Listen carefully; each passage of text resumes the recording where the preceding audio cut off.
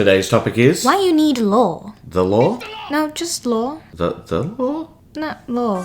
Good evening, ladies and gentlemen, and welcome once again to WAYPN. I'm Cal. And I'm Sunny. Today's topic is... Why you need law? And not L-A-W, but L-O-R-E. Yes. So, Cal, why do we need law? So, I'm a commission painter, and one of the things that I do whenever I get a commission is I look into whatever it is that the person is doing. So, let's say, for example, it's a Blood Bowl commission. Yes. I will look into the team. I make sure that I've got all the positionals, all of that sort of thing.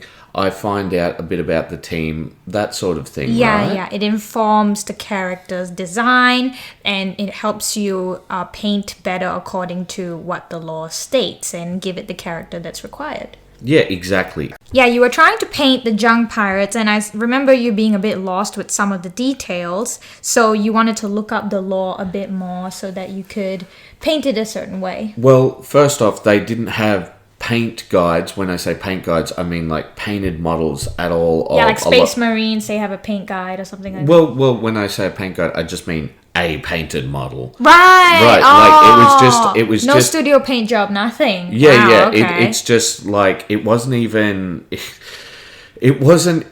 just the model. It was a render of the model. Yeah. It was just the 3D render of it. 3D It wasn't render, even okay. the actual model itself. And I'm just there like, This okay, is not helpful. Yeah, and it had some art, but it was a close-up of a face. It was just a portrait. There was no body or whatever. And I'm just there like, so this is like an issue commission painters will have, because some of the times you have clients who have very specific requirements, and then you have clients who are like, paint it however you want, my dude. Yeah. Right? And then when you have a client like that, you're just like, okay, like all the options are now open to you, and you have zero reference guide, right? Well, that was the issue. There is no reference, but this is the issue that I was getting to with it, right? Because we're talking specifically about painting, but what I'm talking about is somebody who's completely new to the game, right? Yeah. How do you know that you want to play these guys?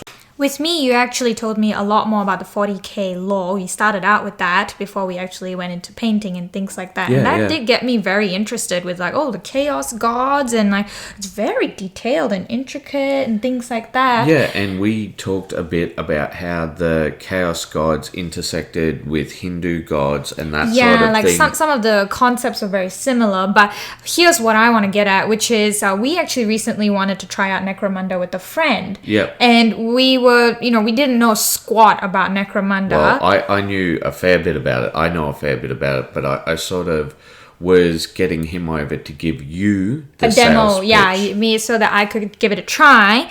And it was actually very similar to Frostgrave game rules, and which is why I was like, okay, I think I could play this game. But once we got to, they're gangs now, and then I was like, okay, who am I supposed to play?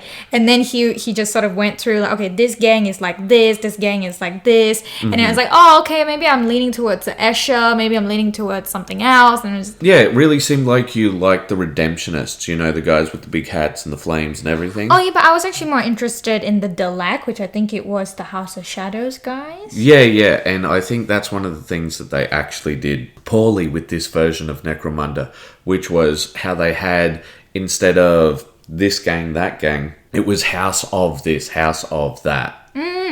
And this was one of the things that actually started to turn you off with the game, which was so much talk about the mechanics. When it comes to the mechanics, you weren't as interested, were you? No, I don't think so. I was just more interested in what kind of play I should go with. Yeah, and you sort of wanted to have something that you can make, something that you can create, and something to be invested in, I guess. Yeah, and then go from there. Yeah, I would agree with that, yes. For example, with Frostgrave, there was a bit of a story that I could go off of. There were leads so that I knew how to play the game or how I wanted to play the game.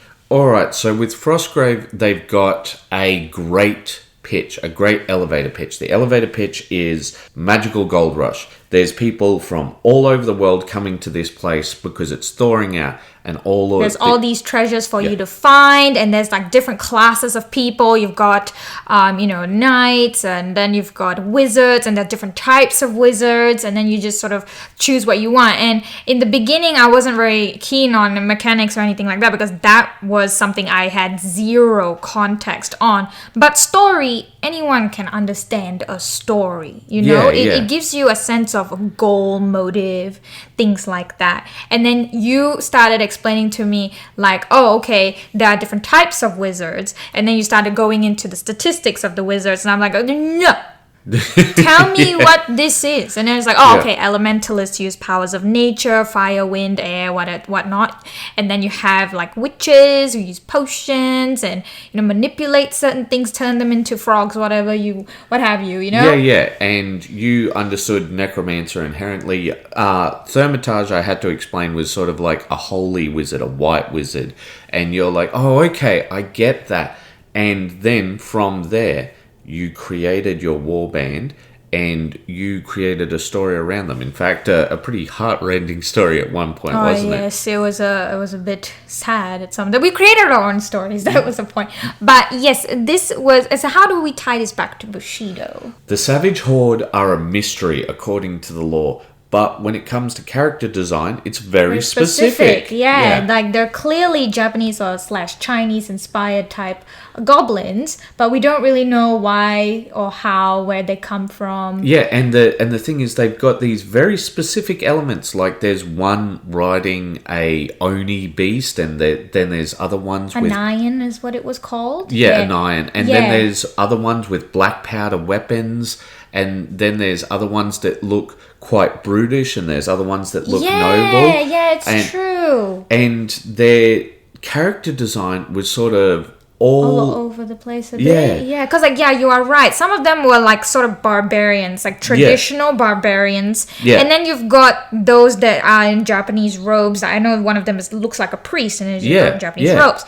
And then you've got the spearmen, and they're wearing the little fisherman hat or the farming hat. Yeah. And then you've got the ones that have that same design for a hat, but it's in tin, and then they're doing like dragon-shaped cannons and things like that. Yeah. And you're not quite sure what they're going for. And the reason this is an issue is because you come into this game and you're like, okay, so they're goblins. Yes. But beyond that, what are they? And see, goblins can go all the way from very, very dark, like for example, Goblin Slayer. That's right. The Paizo goblins, which are half of the time they're as much a danger to themselves as they are to anyone else. And then there's like the Roll20 goblins, and there's some people who have some unusual attractions to goblins after that. I see, yeah. And like you just don't know with these Bushido ones where exactly they lie. There's not information on them at all. They're just like a mystery. They appeared out of nowhere. Like one of them's like spewing eggs out of their mouth. Yeah, like what's up with that? Where did that come from? And I had so many questions when I looked at that. I was like, is it a new goblin, or is it like an acid egg, or what is that? Like the thing is, they say, oh, this might be a variant of goblin, and I'm like, how do you know? You don't know anything about them, but you're saying this is a variant. It's almost as if they just wanted to get creative with the models, but then they didn't have anything to back it up. And this is the problem. You need something to ground you. Yes, exactly. So now that we've covered these points, shall we recap? Okay, so why do we need lore? First of all, to generate interest and investment into the game. And to continue that investment in the game. And it also helps you get creative with your models while giving you a rough reference guide. A base. Yes. Do you need a lot of lore? Not at all. All you need to do is make sure that the lore has no wishy-washy parts, and it needs to help steer a person and keep them grounded and not lost. Anchor them. Yes. What the hell am I Two looking small at? games, Frostgrave opens possibilities, Bushido makes you question. Yes, exactly. What's something someone can do to anchor them when it comes to painting? I think I know. And what's that? Keep those brushes wet. Bye-bye. Bye, everyone.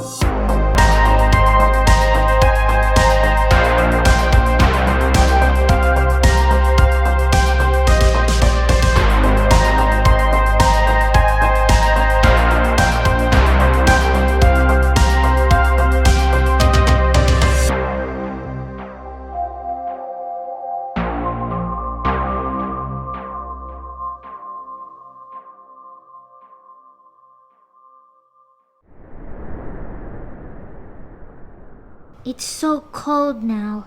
My bones hurt. Me wonder if goblins' bones hurt. Me no like hurt. Me want warm cave.